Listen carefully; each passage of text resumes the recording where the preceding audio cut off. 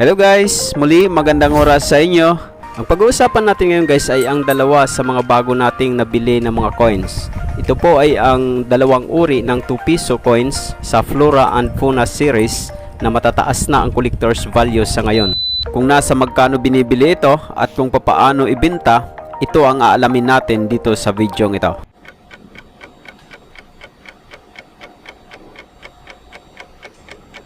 Guys, bago natin talakayin ang tungkol sa dalawang baryang ito, ay gusto ko munang pasalamatan ang nagbinta sa atin nitong mga baryang ito.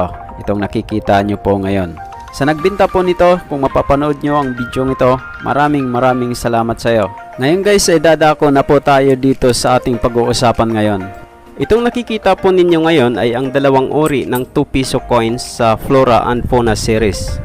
Itong mas maliit ay ang 2 piso coin Improved Flora and Fauna series na ginawa mula 1991 hanggang 1994. Sa Improved Flora and Fauna series guys ay lumiit ang mga coins dito.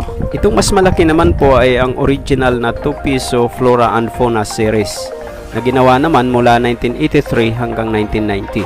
Ang mga ganitong coins po ay kinukulikta na at binibili ng mga katulad kong coin collectors na wala pang hawak na mga ganitong uri ng coins. Kung magre-research po kayo o titingin sa mga online selling platforms, ay makikita nyo po na napakataas na ng mga presyo na ibinibigay ng mga sellers doon. Sa ngayon po ay demonetize na ang baryang ito. Ibig sabihin po, wala na po siyang halaga para ipambili o gamitin sa mga transactions. Ngunit kahit demonetize na po ang baryang ito po ay maaaring mabili sa mataas na halaga kung sakali maganda pa naman ang kondisyon ng barya na hawak nyo. Sa katunayan po, habang tumatanda ang isang barya ay lalong tumataas ang kanyang collector's value. Sabi pa nga ng isang American writer na si Kate Klesa, "Just like old librarians, old coins are often more valuable than they appear at face value." Panghuli natin na pag-uusapan guys ay kung nasa magkano na ang collector's value sa baryang ito. Sa aking pagre-research guys ay magkakaiba ang mga presyohan. Itong mga coin value na ito guys ay pwede rin nating maging basihan kung sakaling magbibinta tayo ng ating mga hawak na coins. Dahil base po sa aking experience sa pagbili ng mga coins, dapat ang may-ari ng coins ay may ibibigay na presyo para mapag-usapan kung magkano ang halaga na mapagkakasunduan.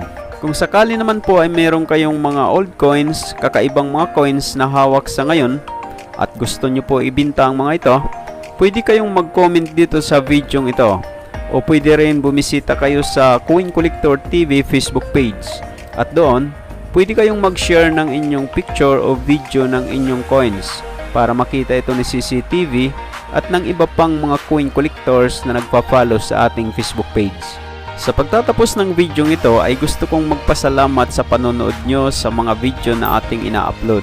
Sa inyo din po na mga nag-subscribe na dito sa Coin Collector TV, maraming salamat sa inyo. At sa ngayon lang po nakapasyal dito sa ating munting channel at hindi pa kayo nakasubscribe, ay mag-subscribe na rin po kayo at i-click ang notification bell para updated kayo sa mga susunod nating uploads. At ito ang laging tatandaan, ang barya ay mahalaga at dito sa CCTV, ito ang bida.